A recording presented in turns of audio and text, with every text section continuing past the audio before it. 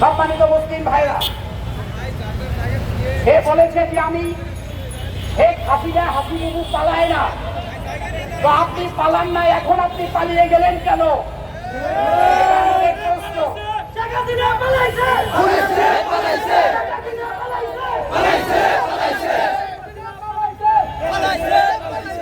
দীর্ঘ 16টি বছর আপনি এই আমাদের বাংলাদেশের সাধারণ মেহনতি মানুষের ট্যাক্সের টাকায় পুলিশ বাহিনী, র্যাব, বিডিআর, তারপরে আপনার আইন শৃঙ্খলা রক্ষাকারী বাহিনী, তাদেরকে আপনি পকেট কোম্পানি বানিয়ে আপনি তাদের আমাদের মুসলিম ভাইদের উপর অত্যাচার নির্যাতন করেছেন।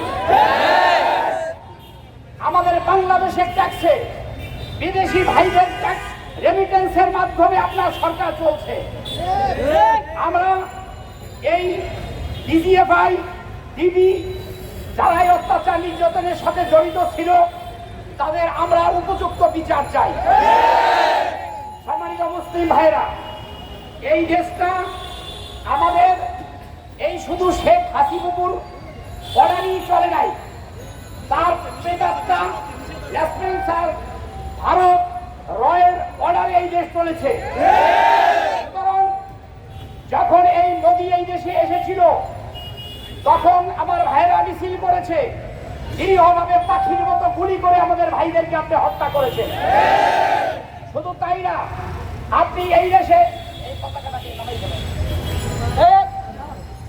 এই যে কালো পতাকা কেউ উঠাবেন না।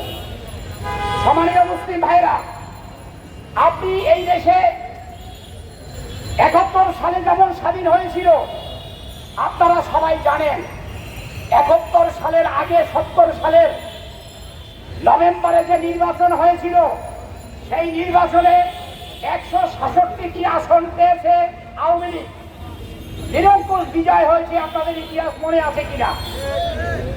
যদি সেই জুলফিকার আলী ভুট্টো এবং এই পাকিস্তানের এই সৈন্য শাসকরা ভোটে যদি দুর্নীতি করত তাহলে শেখ মুজিব কি নির্বাচনে জিততে পারত? আপনি শেখ হাসিনা এই 16টি বছর অন্যায়ভাবে মানুষের ভোটাধিকার আপনি দেন নাই, খর্ব করেছেন। এদেশে ভোট কেমনে দেয় এই যুবক সন্তানরা জানে না। আপনি পাকিস্তানি এই যে জুলফিকার আলী, ইয়াহিয়া প্রেতাত্মা, এদের চাইতেও আপনি জঘন্য রাজাকার। আপনি দেশের মানুষের ভোটার অধিকার নষ্ট করে দিয়েছেন। সম্মানিত মুসলিম ভাইরা, আমি বলতে চাচ্ছি আপনাকে এই দেশের মানুষ বিশ্বাস করে নাই।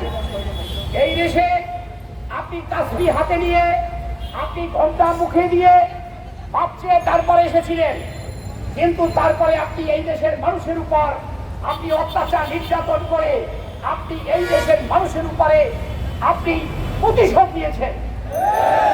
আমার মুসলিম ভাইরা, কোরআন হাদিস যারা পড়ে, যাদের মুখে দাঁড়িয়ে আছে, তাদের বাড়ি ঘেরাও করে, তাদের অস্ত্র দিয়ে তাদেরকে ধরে নিরীহভাবে নির্মমভাবে তাদেরকে হত্যা করেছেন, মামলা দিয়েছেন।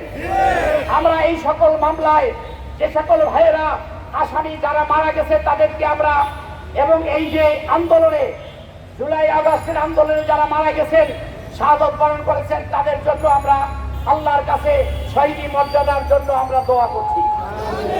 সম্মানিত মুসলিম ভাইরা, এই দেশে এই দেশে